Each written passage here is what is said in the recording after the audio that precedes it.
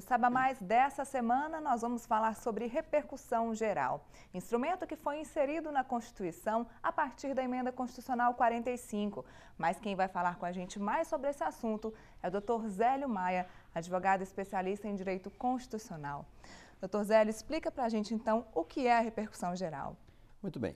A repercussão geral é um sistema criado pela Emenda Constitucional número 45, que foi regulamentado em 2006, que visa do desafogamento da justiça, especificamente em decorrência dos processos que tramitam no Supremo Tribunal Federal. Dr. Zélio, então a repercussão geral surgiu para atender qual necessidade? Bem, o que muito se reclamava, e essa foi a principal ideia motora da reforma do Poder Judiciário, decorrente da Emenda 45, era tentar eliminar o excesso de processos, especialmente nos tribunais superiores. O Supremo Tribunal Federal já chegou a julgar mais de 100 mil processos. Isso é humanamente impossível e, jurisdicionalmente falando, isso é um absurdo. E a repercussão geral tem o objetivo exatamente de desafogar o Poder Judiciário. É um sistema em que elimina-se aqueles processos que estão sendo repetidos no Poder Judiciário. Então, um único processo serve de parâmetro para dizer se o seu caso concreto irá ou não chegar ao Supremo. Se o Supremo já tiver dito que é caso de repercussão geral, então esse seu processo sairá dos tribunais inferiores para o Supremo. Se não, ele sequer chegará ao Supremo. E o que é especificamente essa repercussão geral? Antes, quando se discutia um caso concreto, a única necessidade para se chegar ao Supremo era a afirmação e a discussão de violação à Constituição. Hoje, além de ser necessário você apontar que a Constituição foi violada, é necessário que você demonstre que há uma repercussão geral, que significa o quê? Significa que há um debate de ordem jurídica, econômica ou social que transborda do seu caso concreto, ou seja, vai além do seu caso concreto. Então, não adianta o seu caso concreto ter sido uma situação que está sendo violada a Constituição, mas que só interessa a você.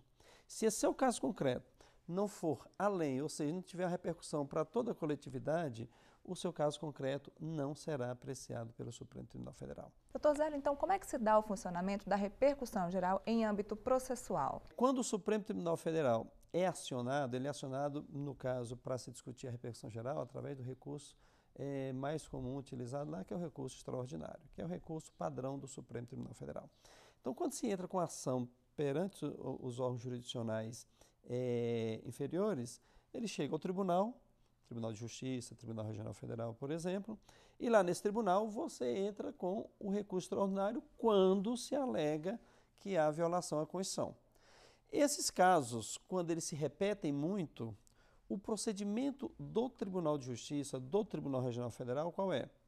Ele seleciona alguns casos, vamos imaginar hipoteticamente que lá tenham 1000 casos discutindo a mesma violação ao mesmo artigo da Constituição. Daqueles 1000 casos, ele seleciona 1 ou 2 e manda para o Supremo. E os demais ele paralisa, ou seja, ficam todos os demais sobrestados. Isso faz com que você ganhe agilidade e não tenha uma multiplicidade de processos tramitando para discutir a mesma coisa. Chega ao Supremo Tribunal Federal.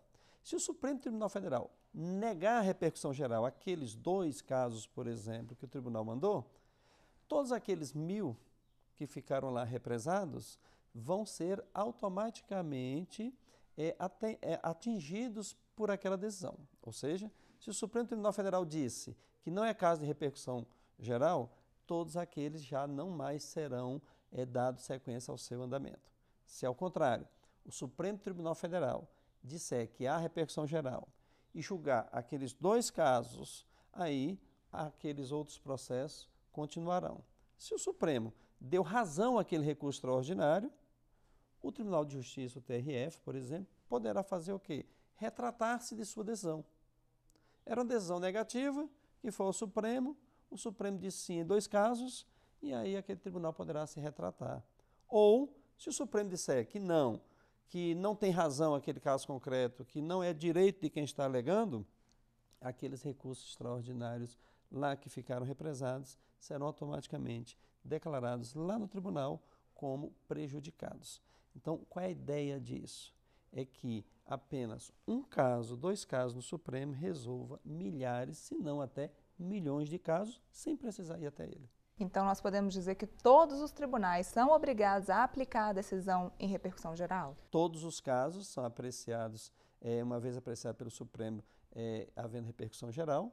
Se já foi declarada a repercussão geral, então todos os casos posteriores, o recorrente diz, a repercussão geral específica desse caso. E aí o tribunal não pode recusar mandá-los para o Supremo. Assim como o contrário também é verdade. Quando ele não disse ainda que há repercussão geral, então esse procedimento é que é adotado, aquele de represar a maioria, segurar a maioria e mandar 1 ou 2 para o Supremo se manifestar. E de que forma esse mecanismo torna a justiça mais célere? Toda a ideia que estruturou a reforma do judiciário, e a repercussão geral ganha muito repercussão com isso, tem muita relevância, é exatamente da celeridade.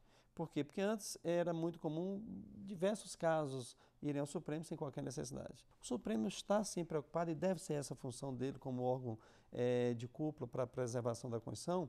Ele está aí para o seu caso concreto, desde que o seu caso concreto tenha repercussão para toda a coletividade.